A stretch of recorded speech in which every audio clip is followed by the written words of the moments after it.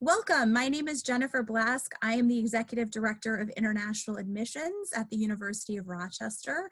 I'm here with a number of my colleagues today and some of our awesome students. So the question and answer portion is the most important part of what we're doing today. I'm going to stop my talking now and turn things over to Dawn Bruner. Great. Thank you, Jennifer. Again, my name is Dawn Bruner. I am Director of Parent and Family Relations at the university, and I want to thank you all for joining us this afternoon and tell you a little bit about parent and family relations. The primary role of my office is to be a resource for families, and that means answering questions, helping you make connections, and really helping you to feel like members of the University of Rochester community. I often say that I provide a listening ear, a sense of calm, and sometimes even a reality check for families as they're really trying to figure out and navigate how their role may look differently once their students become college students. We know that we are in somewhat of an unprecedented time, certainly a place that we didn't expect to be in at this point. We know that all families are likely spending more time together, and I encourage you to use that time wisely as your student prepares to begin college. So that's having some wonderful discussions about what are some of your expectations about college? What are some of your hopes and fears? And you'll see that in the presentation that Jen is sharing with you. But use this time to talk to your students and hear from them about some of the concerns that they have or some of the things that they're most excited about. We know that it's senior year and it looks differently, but you can still use this time as an opportunity to have some positive connection.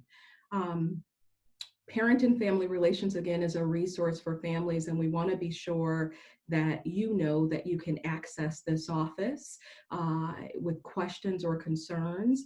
The resource that we provide begins now. So I connect with parents and families of prospective students, admitted students, and then all the way through students graduating the University of Rochester. So there'll be contact information on that presentation that was shared with you, and I also believe a link at the end of this session as well. So please feel free to use parent and family relations as your resource. I look forward to officially welcoming you all at the start of the fall semester. And until then, I wish your family much health and wellness and look forward to connecting. I'm going to stick around. If there's some questions that I can help with later, I'd be happy to do so.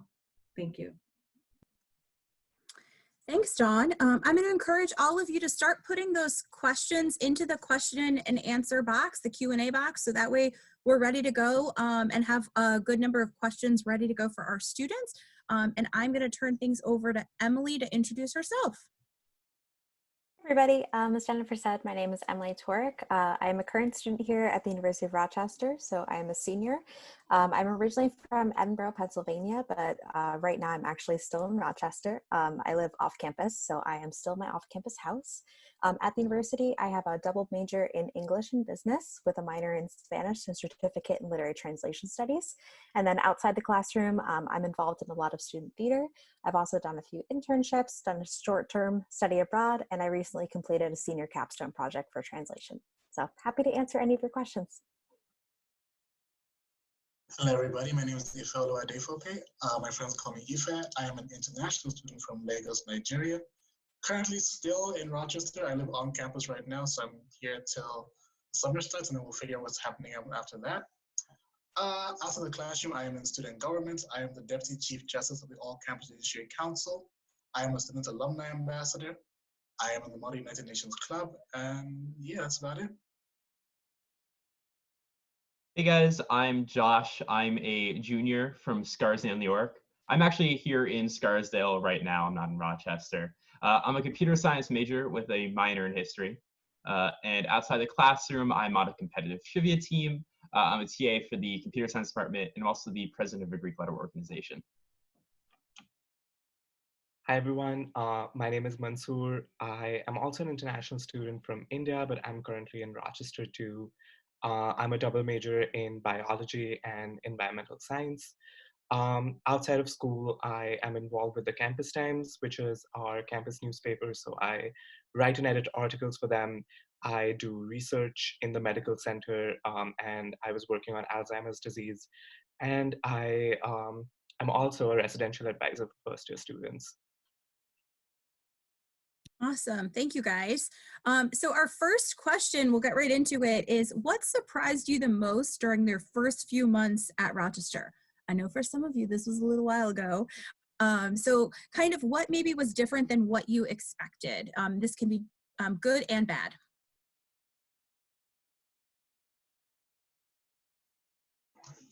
I guess if I could take that. What surprised me the most is how nice everybody was to me. So I struggled in my first semester here because I resumed later than everybody else. I couldn't get a visa for a while. And so I started, I believe, the week after classes had started, and I had no idea where everything was. I didn't understand the university culture. I missed all the orientation events. So I was just, no. But the first person I met was my Portuguese professor. She was so helpful to me. She helped me understand the rest of my classes. She took me on a tour around campus. She introduced me to a lot of the other faculty members. She just took me like under her wing, and she advised me like how to get a jacket for the winter, how to just fit into the campus life. And I also met lots of people who were in my other class, and everybody was just so welcoming to me, and that really surprised me. And that just made me feel like I belonged on campus. What surprised me the most about the University of Rochester was before coming to college, I just imagined the professors to be a discrete body and student body to just be separate from professors and just not know them. Their job was to teach us and not really. And I thought that's where it ended. But slowly and gradually, as I went to classes, I realized how much effort the professors were putting into not only the classes but also forging relationships with all the students. I eventually ended up becoming really good friends with all of my professors, which is very important because I needed that guidance to navigate my college life better and just to be acquainted with people who are so passionate and so driven about what they're teaching just makes you more passionate and driven about what you're studying. And that just made me more involved in academics and all the classes that were being offered over here and just wanted me and made me like broaden my horizons. And that was primarily the reason why I decided to double major, because I initially came over here as just a biology student, but then just like meeting more professors and talking to them made me realize that my passions and my interests also, I was also interested in environmental science. Thanks, guys. We had another question about research. So Rochester is a research university. Maybe some of you have done research while you've been at Rochester. Can you talk a little bit about that experience? What was it like to, how was it to get that research? Maybe you can also talk about experiences that friends or classmates have had. So tell us a little about your research experience.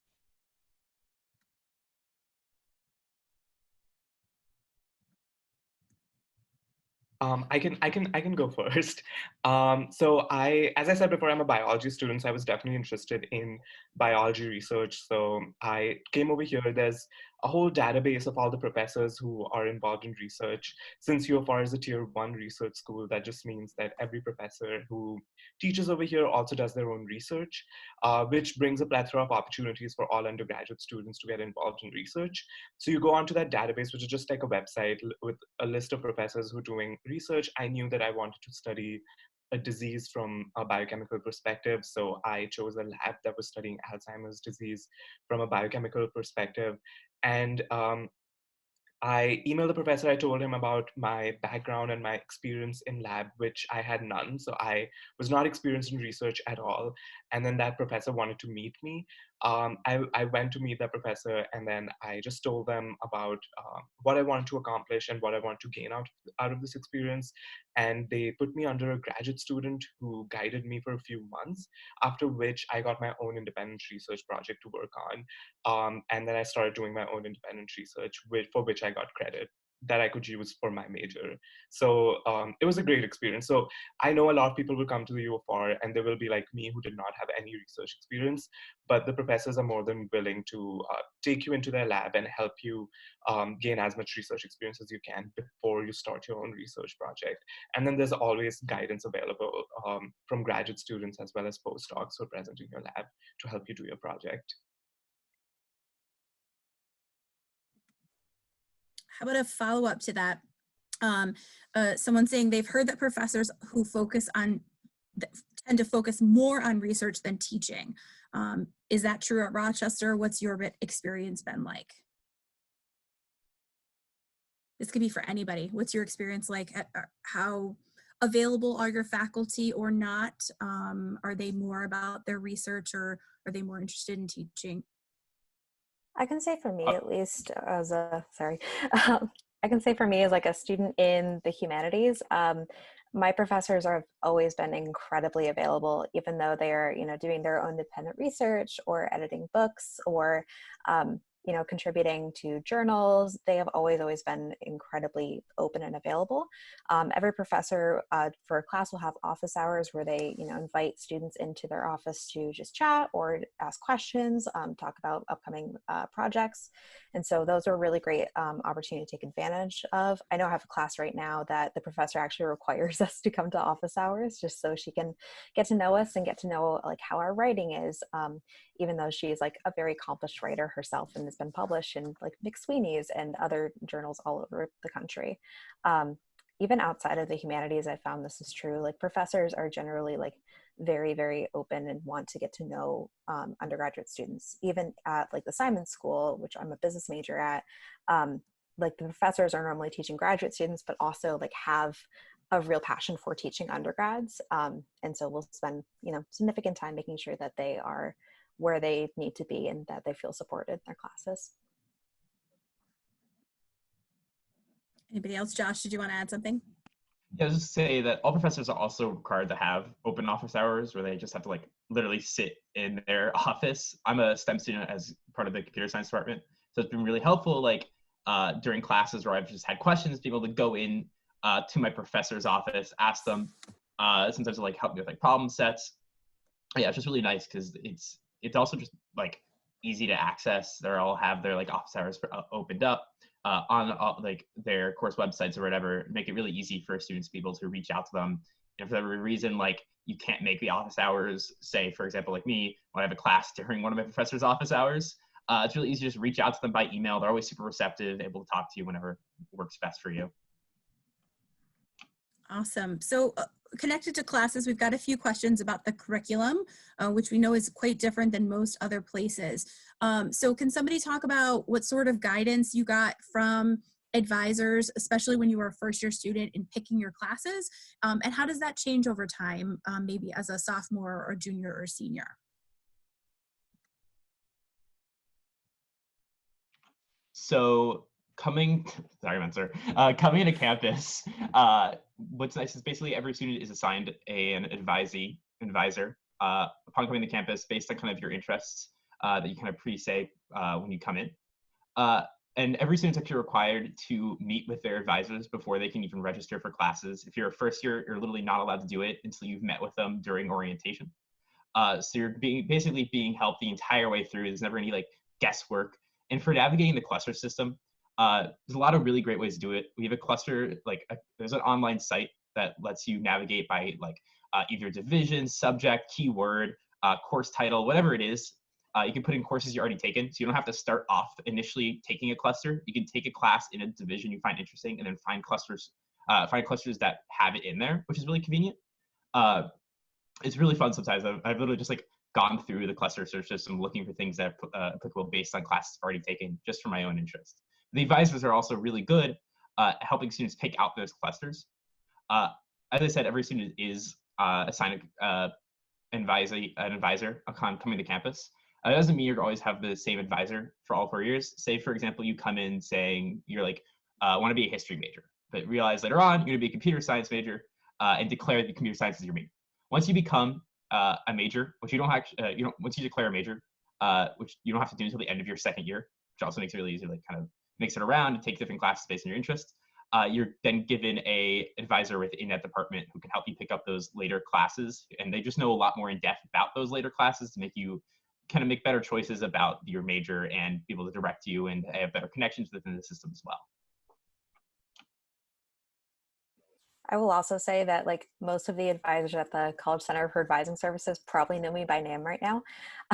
The College Center for Advising Services has walk-in hours every day from 1 to 4 during the week. And they're a great resource to make sure that your student is fulfilling their cluster requirements, that they're like on track to graduate, that it's like that's where you declare your major, and can really get answers about like how to just make the cluster system work best for you. Major advisors are of course like a lot more helpful in like doing like the actual path to your major, but if you want to just like have some more general advice about like how to make the cluster system work best for you, CCS is the way to go. We've got some follow-up questions related to academics. I really like this one. Our class is hard. This is a very subjective answer, but let's hear them. I think the classes differ a lot by major, so I can only talk about the classes that I have taken and the major that I belong to. But honestly, the classes definitely do get harder as you move forward in your college career, but then your tendency to work harder also increases. So all the classes are continuously getting harder each semester that you move forward. You want to continue doing better, so you continue to work harder. So they both increase proportionately, and eventually, the classes like in your senior year, like because I'm a senior right now, I am taking classes with graduate students in the medical center, and those classes are definitely pretty advanced, but that just means I know those classes are advanced, so I'm putting in more work and making sure I understand as much as I can. Going off what Sir said, personally, I don't think my classes are hard. I'm an international relations and legal studies major, and I guess as long as you know, like, you need to do what you need to do and like you plan accordingly to your essays and your exams, it's never really hard. Sometimes it can feel like overwhelming because like you have this reading to do, that reading to do, and this essay to write, and this exam to prepare for. But because you have your syllabus ahead of time and because you have all this space knowing what's coming up, you can plan accordingly and you can know that, okay, I have a 60-page reading to get done by Wednesday, but it's Sunday today. Okay, I can do a couple pages today, reward myself, a couple pages the next day, reward myself. You just like create a routine with that. And it starts off, shaky, but then you get really used to it and it just becomes easy. Can anybody talk about the curve? Oh, go ahead, Dawn. You want to add to that? I was just going to add one thing about academic resources. So even when courses are challenging, there are tons of resources on campus from the Center for Excellence in Teaching and Learning, which is the office that students can access a tutor for many courses on campus. There are study groups, teaching assistants for most courses. So really tons of opportunities. There are peer mentors and advisors in all academic departments. And so that importance becomes that student willingness to tap into the many resources on campus, even when times are challenging, especially then. Thank you. How about curve? Is there a curve in your classes? Are there curves in some classes and not others? And how are they similar or different in classes? So for me personally, every single class is a little bit of different grading system, but in general, the classes have sort of like a chart that they're supposed to kind of adhere to, where like, I believe it's like C is average, B is above average, doing well, and then A is excellent. And that's like kind of the general basis of the grading system. But every professor does it differently depending on how they want the class to go. I've had classes with no curve, but the class itself is set up very well so that students are kind of aligning themselves on like a bell curve within the like normal distribution. So it really just depends on the classes. I've also had classes like my math classes, for example. What's kind of cool is that there's usually like 2 midterms and a final that's split into 2 parts. And depending on how students do on the final and the midterms, they actually can use part of the final to replace one of the midterm grades. So depending on the class, they will adjust things to make sure that students are still performing well, but getting the grades that they deserve, but not everyone's going to like get an A, so we're not having like grade inflation or anything. Awesome. Okay, so we have a fun one. This is very different than anything I've ever done before in a session. So we're going to go with this. This is for Emily, who asked this question. All right, so I'm going to ask this question. You're then going to have a little work to do while we're answering another question, and then we're going to go back to this one, okay? So she says, without sharing your answers out loud, could each of you write down on a piece of paper how many students you know by name at the U of R?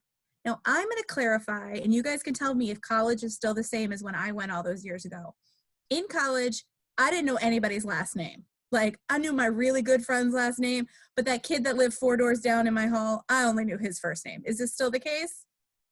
Like, do you know everyone's? So I'm saying if you know their first name is enough. We don't need to know everyone's last name.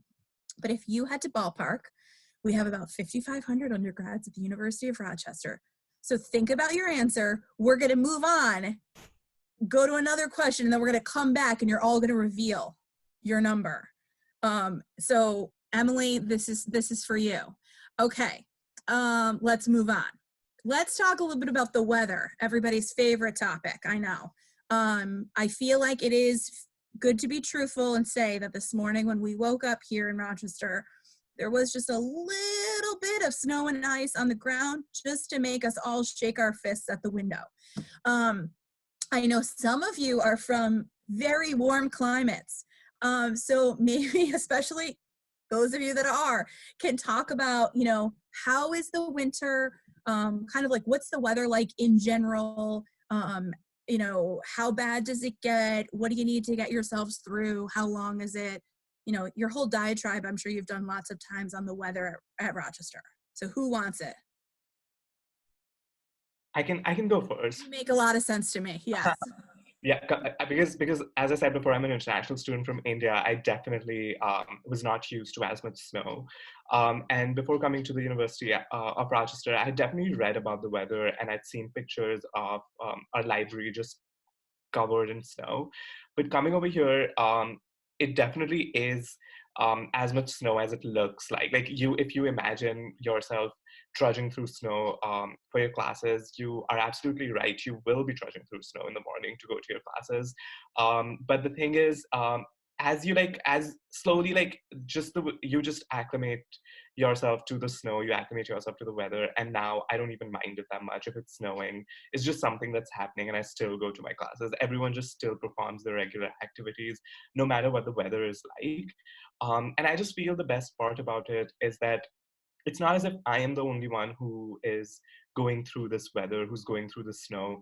Everyone at this university is going through the snow together. So, and it's something that everyone complains about. So it further, I feel like, fosters just a sense of community because it is another thing that all of us can just talk about.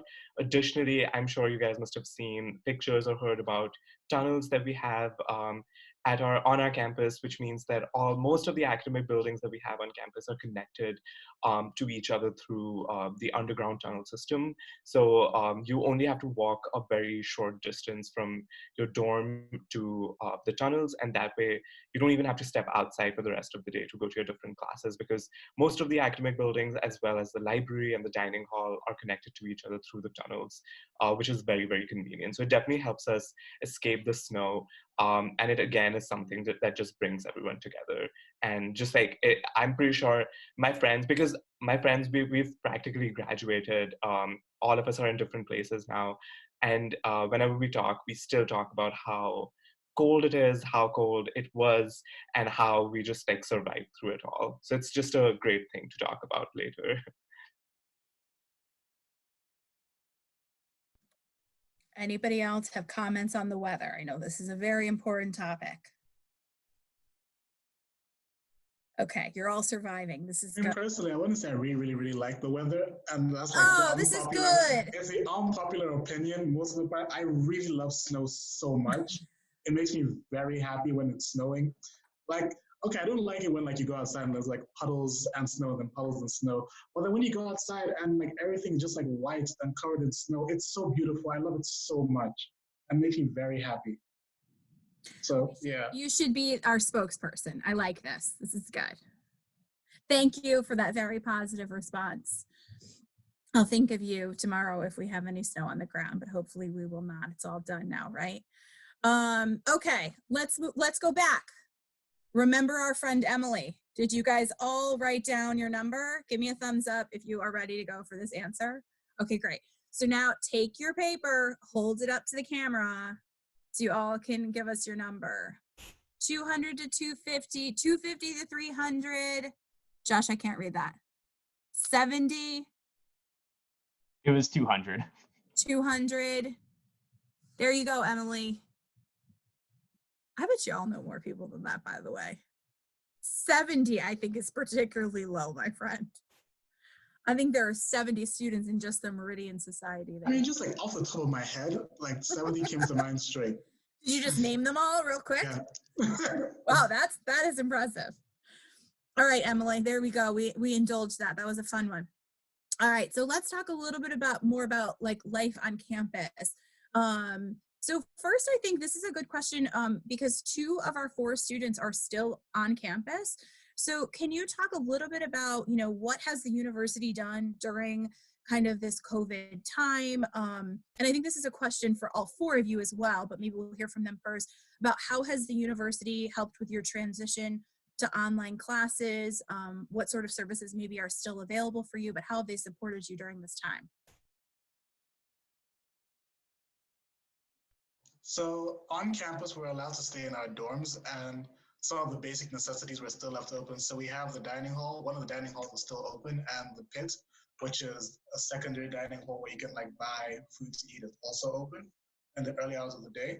When the government noticed for people to be wearing masks came out, the U of R started providing masks for people. So you can go between 3 and 7, I believe, and get like a set of masks. So if you don't have any yourself, you can go get those so we can still move around campus but be safe, but also to enforce the social distancing of people, I guess, because we're still on campus. They've made sure you can't just walk into any random building throughout the day. But beyond that, it's not the same as like a normal university campus right now, because normally you have people walking around, playing frisbee, hanging up hammocks and things like that. But the U of R doing what it can to, I guess, keep us safe and to allow us to thrive on campus. And so that we still have Wi-Fi, so we can attend classes. We still have facilities, so if we need to, we can still do laundry, use the bathrooms and things like that. So it's been an okay time. Additionally, I was very surprised because when all of this was unfolding and how a lot of schools were closing down all across the country, I expected the U of R to ask all its students to also evacuate and leave and go back to their homes, which is obviously the safest thing to do if it were possible. However, I was very happy when the U of R extended the opportunity to evaluate each person on a case-by-case basis. So if any of us felt as if it was hard for us to go back home, for example, it was not possible for me to fly back home because India shut down its national border as well. So I couldn't just fly back home because I'd be quarantined in a city that I am not from. That would just be very, very hard. And the U of R definitely evaluated my case and let me stay on campus. But I know I was reading about a lot of different schools all across the country, and they were making the students leave, and I felt like that was something that the U of R would do too, of course, because that's the safest and like it's for everyone's safety. But I'm glad they did not, and they made sure that they tried to resolve each issue on its own and did not just like ask everyone to just leave, because it's especially very hard for international students to book a flight, pack everything up and leave. And I'm glad that they took that into consideration. Maybe Josh or Emily, can you share about how, online classes are going? And how do you, have there been supports for that? What's that transition been like? Yeah, online classes are actually going surprisingly well. It was nice because we had about a week after like quarantine was announced before we actually started classes back up. So people had time to get home and time to like settle in a little bit before we started classes. And since then, professors have been very accommodating when it comes to people being in different time zones, and kind of knowing that, we're undergoing a lot of stress right now. And so some of them have dialed back assignments or changed assignments, so that, like, at least for one of my classes, like, there used to be a pretty intensive team project that we'd have to do, but understanding that we're all in different time zones and, like, we all have different schedules now, he changed that project to instead be a series of smaller tests throughout the semester to just make sure that we're keeping up with the material and that we have opportunities to still get those points, but it's not necessarily as stressful as it would have been otherwise. I can also say, just like, I'm still in Rochester, but I've lived off campus all the time. And I've just been amazed by how many like messages I've gotten from professors and from, like, people in university offices that I've kind of befriended over the years. And they're saying, like, hey, how are you doing? Are you all right? Like, how can I help you? It's been really very wholesome. And there's been, like, even, like, focus groups in different departments. I went to, like, a business focus group last week to talk about, like, what virtual commencement might look like. And they were really looking for student opinion on that, which I appreciated. Yeah, for me, the class transition has been pretty interesting just because a lot of the classes have kind of taken different approaches towards, like, online teaching. So I've had some classes that actually went all pre-recorded and instead replaced their normal lecture time with, like, basically Q&A sessions like this. But I think is a really cool, like, resource because it kind of is able to make it so students can, like, learn on their own time and still have the opportunity to, like, work on classes kind of in a collaborative setting and talk to the professor. But I've also had, like, classes kind of make an interesting transition where it was still, like, live on air, but, like, we used to have it on a chalkboard, but now we're doing over presentations, like, on PowerPoint, which is just really interesting because it's kind of the professors, like, adapting live. So, like, one of my professors started using Google Forms to kind of simulate, like, making sure that the students are understanding what's going on. So, like, they're to answer questions. They don't have, like, any bearing on the actual, like, grade you're getting in the course. It's just in order to see for the professor how the class is understanding what he's teaching, which I think is, like, super important and just kind of shows, like, that professors are really trying to make sure that the information they're conveying is being understood by the students in, like, this new kind of wacky format that we're experiencing. Okay, so we've tackled the weather, which is always a really important topic in Rochester, and now we got to get to the other one, which is food. So someone asked a very general question: how is the food? Maybe someone can first, again, this is very subjective. If someone wanted to cook me all of my meals right now, I wouldn't even really care what it was like. So tell us a little bit about, like, what are the dining options on campus? Where are people going to eat, especially, like, during their first year? And then give us the true opinions on how the food at Rochester is. Who wants to go first? I'm gonna go. All right. I'm very excited. I love it. So on campus, there's kind of, like, three main dining areas. You have the Douglas Dining Hall and the Danforth Dining Hall. These are both, like, traditional, like, college dining areas. So they have a lot of like, stands inside that students can line up, get food. One of the nice things actually about the dining halls is that they change up the foods at the different stations daily. So never eating the exact same food every day. I know that would, like, drive me crazy. So I'm really glad they do that. There are a few staples though. There's, like, a pasta bar. You can customize your own pasta. That actually in the mornings is an omelet bar, which is kind of nice. There's also like, an allergen-free station that doesn't use any top 10 allergens in any of the food they make. It's also, like, a kosher station and gluten-free zone for students who have, like, dietary restrictions.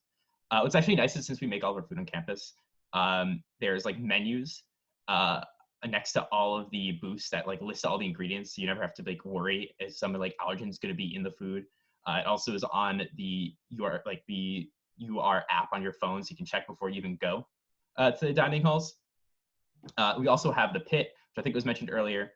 Those are more, like, a la carte options. So there's a, like, Chinese booth. Let's see, the grill, which is, like, hot dogs and burgers, pizza, salad bar, and also burrito bowls. Those always are kind of the same. They do, like, bring in and out different things throughout the course of the week. The sushi place called California Rollin', amazing name, comes in twice a week and actually takes over one of the, like, more offshoot areas on campus, which is called Opticale, which is like a salad bar in the engineering quad. So they're 3 times a week. I love sushi, so it's massive. I love the fact that they come. In terms of food, like quality, I think it's really good. Like, I think they do a really good job in like mixing flavors. Usually the food is well prepared, well cooked. There's a lot of different options. Dansport Dining Hall has like a burger station that makes these like delicious like halal burgers that I really enjoy. A lot of options basically, and I think they do a good job at like making just like really good food with like interesting options. I'm a big fan of the Rochester coffee scene. Rochester is a city of many coffee shops, and that is also true on campus. We have like 4 different like main coffee providers on campus, and I frequent all of them pretty much every day. There's also in these little coffee shops a lot of like local bakery stuff. Like we make our own bagels on campus too. Like Leo's Bakery often brings their like muffins, brownies, all that good stuff in here. There's also Starbucks on campus, which is the 2nd busiest on a college campus in the Northeast. Fun fact, we're only behind NYU. And that Starbucks is a really great place for students to gather. And it's also just a very convenient options, really, really centrally located. And it's on our declining dining plan. So if your student comes to you and like, hey, all my declining's gone, it probably went to Starbucks. Thank you, guys. Okay, here's one that I know is horrible to ask seniors, so I'm sorry. But we've had a couple questions about career opportunities. What are you planning to do, you know, post-May, which is pretty soon, or down the road? How have your faculty been helpful with that process, or other offices on campus? So maybe we can kind of just go around and everybody can what their plans are, whether they're for May or for further on. That would be great. We can go alphabetical. Emily, you want to start? Yay. Sorry. So in my English major, I have a theater concentration, and I was looking to go into professional nonprofit theater. As you might know, all the theaters across the country are closed right now, and Broadway and off-Broadway, all the theaters in New York are closed until at least June. And so everything that I was applying for before March 15th has kind of been canceled.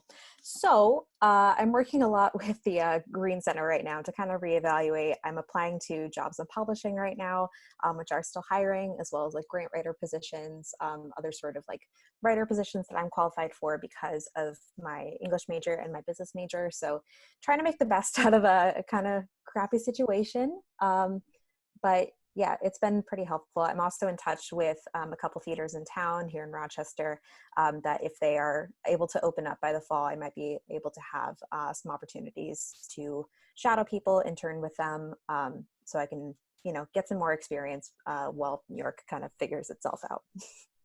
Emily, what is the Green Center? Oh my gosh. Do you guys know what the Green Center is? The Green Center is one of my favorite places on campus. It is the Gwen M. Green Center for Career and Internship Connections. They are on the 4th floor of Dewey Hall, and it is our on-campus career center. They're absolutely wonderful.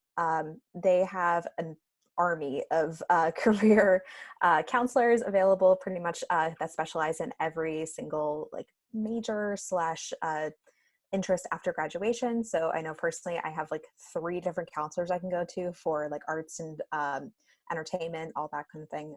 Blair and I are like good buds now. We know each other very well.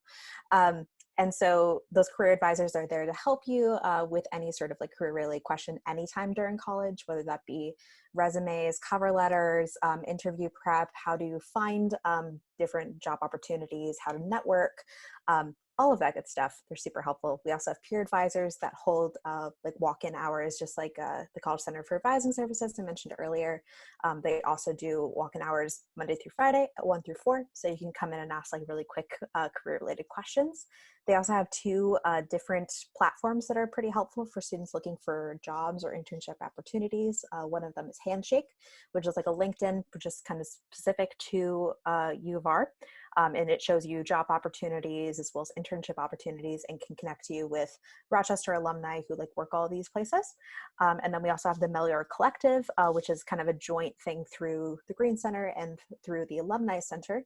And so that is even like a tighter community just for you of our current students, families, and alumni to connect with each other, network with each other.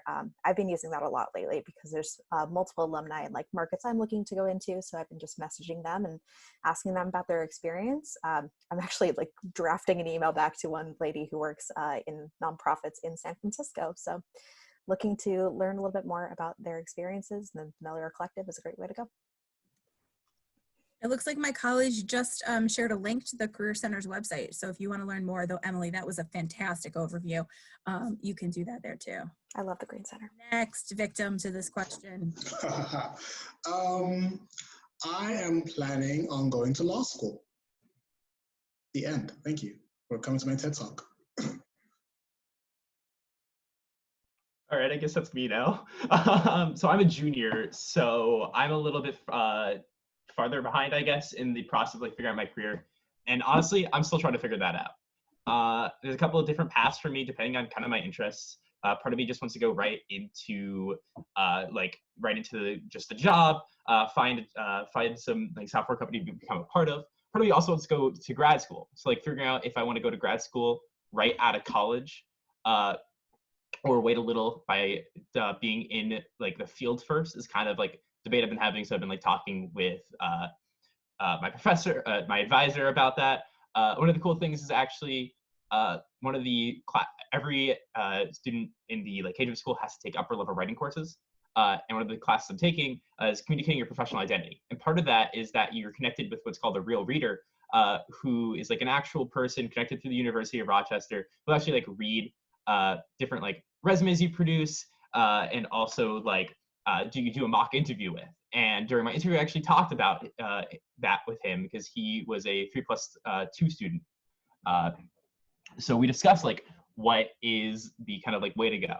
So it's been super helpful, like just finding resources and like figuring out like what my plans are for the future, especially as like things are kind of uncertain right now. I had an internship lined up, but things are looking a little bit more iffy. So like figuring out with like the school and helping me figure out like what my plans are for the future has been super kind of nice.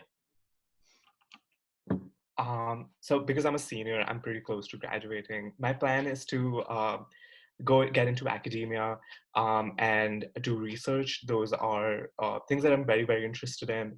So eventually I definitely want to get a PhD in something related to biology. But before I do that, I want to work in a lab as a research associate just to gain more experience, put myself in a research environment before I head on to graduate school for a PhD. This time between graduating and starting a PhD will give me further verification as to if PhD and academia are things that I really want to delve into, because it is a long process. It takes approximately 6 years to get a PhD, and then another year or two for a postdoc position, after which you can have your own lab and start your own research. So it's a huge time commitment before I do that. I just want to work in a lab for a year or two. And I am talking to several labs right now and making my mind up as to which one I want to join. Thank you all. I know that is no one's favorite question, especially right now. A couple of questions about kind of the competitive or collaborative nature of students at Rochester. So would you say that the environment is more collaborative, more competitive, some sort of mixture of both? Anybody can answer that. I'd say it's a very collaborative campus. Students love to work together. I love working with people. It makes things ever just kind of easier. Like one of the nice things that's like about the University of Rochester is that like students really are here to work with each other.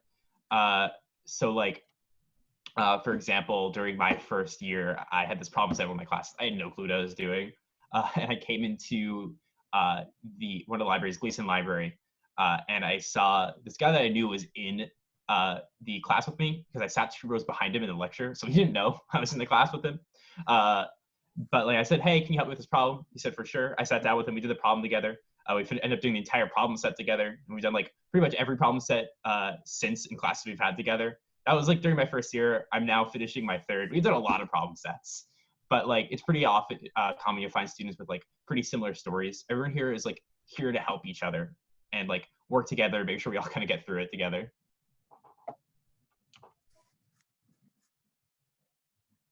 Anybody else? Yeah. I'll just piggyback off that. I've seen so many students help each other. A lot of the friends I've made in my classes are from study groups that just formed randomly in the library, or just walking around class and you hear somebody mention something from one of your class and you're like, oh, I know that. And you go sit with them and you have a conversation about it. I remember I was once in the library with a friend. I was doing math and she was doing economics. And at the time, I was in my sophomore year. Junior walked up and he saw her econ work and he said, oh, let me help you with that. He sat on her for 2 hours and they created a study guide for the exam she was doing.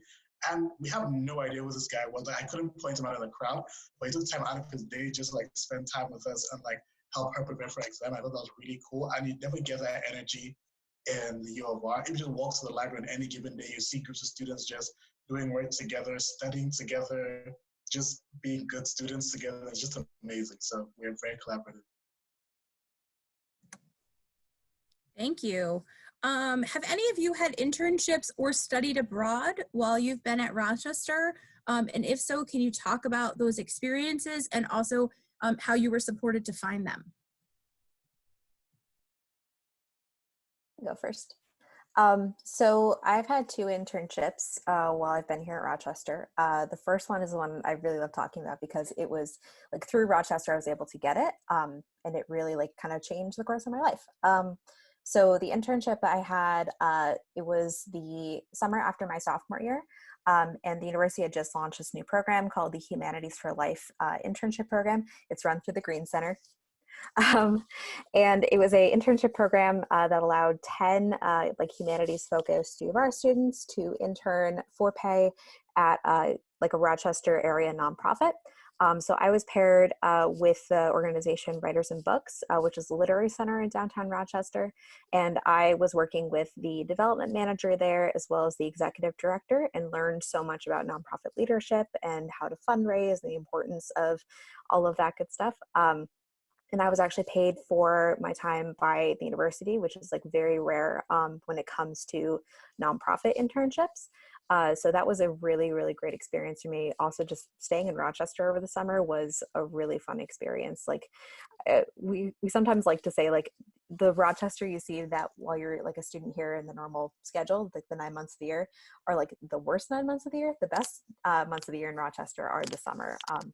And so highly recommend spending a summer in Rochester. And then last summer, I interned with an organization called Pittsburgh Civic Light Opera, which is in Pittsburgh, Pennsylvania. It was a musical theater organization, and I was a development intern there. And so I definitely got some help on my application through the university, but it wasn't like a university-run program, if that makes sense.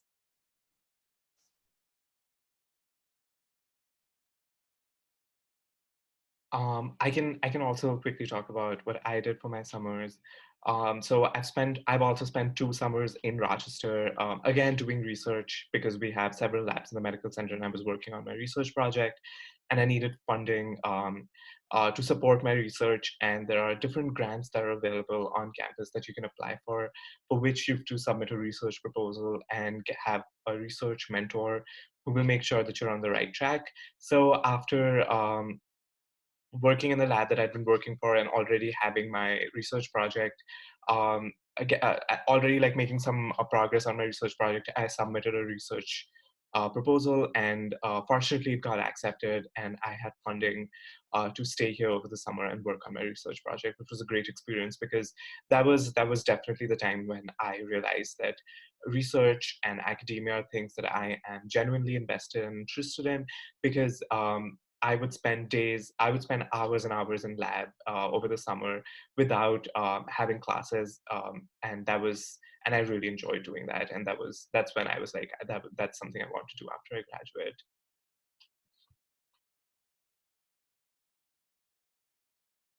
Anybody else want to share there?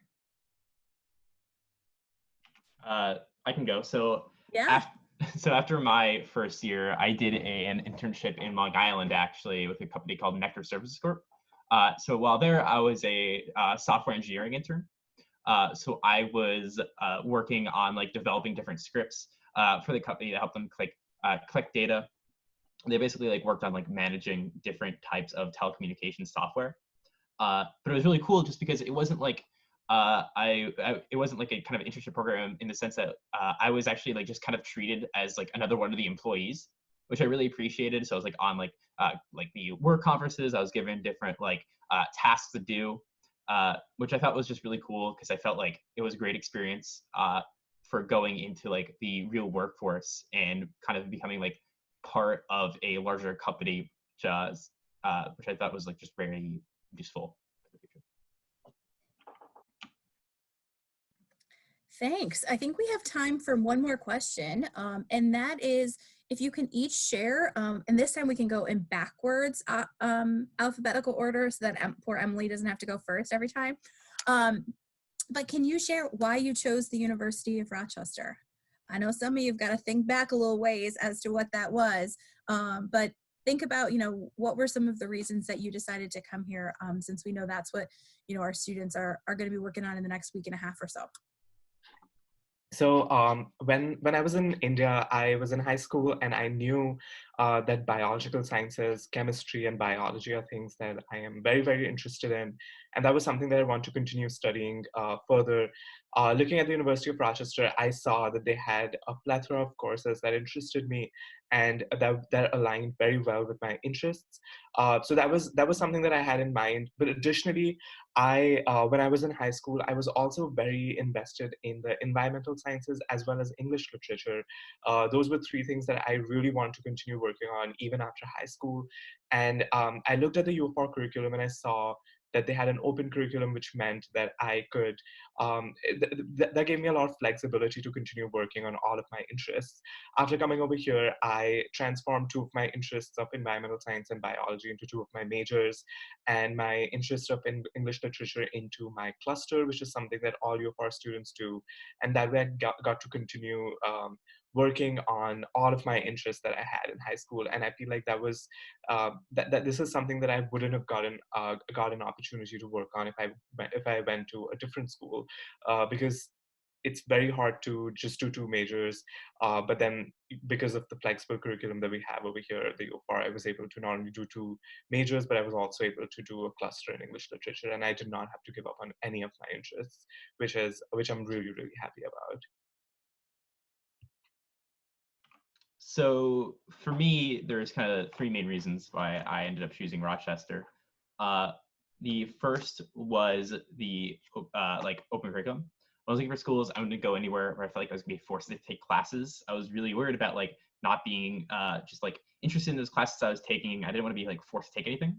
So it was really important to me that I was able to take all the classes that I wanted to take, because I really think it's important that like what I'm taking, I'm interested in. So that's kind of what called me here. What I got here, the cluster systems really kind of helped me figure out what I'm interested in. I usually came in intending to be an economics minor until I actually took my first econ class. Realized it's definitely not for me. But I took a random history class because I liked history, and I liked the history class enough that I turned that into my cluster. And after I finished my cluster, I realized like the history department's like program so much that I turned that into my minor. So like the cluster systems are a really great way of like helping students like figure out what their passions are, maybe what their passions aren't. Another thing that brought me here is the architecture. Can't really show it as well right now, but every building on campus like incorporates like bricks into its design in some way. I think it makes the campus like really beautiful, especially like during the winter, which is actually when I first visited. Finally, for me, it's distance. I love my parents, but I didn't have to see them all the time. I hope they didn't hear that. So I went far enough away to make a trip out of coming to see me, but it was still like close enough that it wasn't like an absolute hassle to move here. I ended up about 5.5 hours away from home. It's kind of like the perfect distance for that. So I came to U of R because the international, well, what drew me first to U of R was the international population. So when I was applying, 3% international population, which was huge. And I had gone to high school in South Africa, and my high school was very diverse. We had people from all over the African continent, from America, from England. And I wanted that in my college career. I didn't want to go to a school where there'd only be one type of person. And so when I was looking at different colleges, I always like check the international population. And most schools averaged out at like 10%, 8%. Some really good ones had like 12%. They have a U of Y with a 33% international population, which is just like, that's a third of the student body. I was like, okay, this is really cool. I'm going to look into this school a lot more. And I had friends who were here and I asked them about their time here and if they enjoyed it. And they showed me lots of pictures, and the architecture was also really important to me because I didn't want to be in a place where I'd wake up and be depressed. I didn't like what I was looking at every single day. And you're right, beautiful. Like no matter where you are, to me, you can look out onto a quad, even if you're looking out into another building, literally, the atmosphere on campus is just really nice, and I love that. And finally, what drew me here was the open curriculum, but also just the fact that you could like get to know your professors as people, not just as Professor A, Professor B, and all of that. Because the idea of curriculum to me at the time, what it meant was that you could talk to your professors and you could like shape your career as you wanted it to be as you went through college, which is not what it meant in actuality, but to me it just meant that you could get to your professor, and that really stood out to me. And so I applied, and here we are. I can say for me, the initial draw to the university was definitely the open curriculum. I knew I wanted to study a multitude of things, English and theater and business and Spanish and translation and math and computer science, and it was a lot. And so I was definitely looking for a school where I could do all that comfortably. And at Rochester, because of the open curriculum, I could fit literally every single one of those interests into a 4-year study plan and not be completely overwhelmed, which I loved. But it really wasn't until I came to campus for my accepted student stay that I really chose Rochester. And that's because I started talking to the people here at Rochester and just started learning their stories. I always like to say that the people here at Rochester are some of the most passionate but down-to-earth people you'll ever meet. They're incredibly driven, and you'll find people here who are future doctors and lawyers and politicians and people who are going to change the world, but they are very down to earth. They're nerdy. They have all these other great interests that they will love to tell you about, whether that is Dungeons and Dragons or interpretive dance. This is the type of student that we have here at Rochester, and I just think it's a very special environment that we do have that, and everybody is so welcoming and collaborative. And so that's why I chose Rochester. It's been a great experience over these 4 years. Kind of sad that it has to end like this, but I'm hoping that you guys choose Rochester too. Thank you to all of you for sharing that. I've got a couple more slides that I'm going to share with all of you. You can connect with us a variety of ways. I've also included my email address down in the chat. So if you want to connect further, it doesn't have to be with me. I'm happy to connect you with one of our student panelists or another student. So if you're curious to connect with someone who maybe has a major that you're interested in or is involved with something that you're interested in, we're happy to connect you with them as well. So just shoot me an email. We'd be happy to make that connection. I want to thank all of our panelists today. So I want to first thank my colleagues who were hiding in the background and answering your questions in the chat. So I appreciate Andre and Libby for doing that. Dawn giving us of her time and sharing about the great work that her office does. And then of course to our students, we know this is a really stressful and just plain weird time for all of you. So thank you so much for sharing your experiences with all of our families. And then thank you all for attending. We know this is a really big decision that you have ahead in the coming week and a half. And we wish you luck, and we encourage you to please reach out if there's anything we can do to help you with that decision. So thank you, and I hope you all have a great night, morning, or afternoon, depending on where you're joining us from. So take care.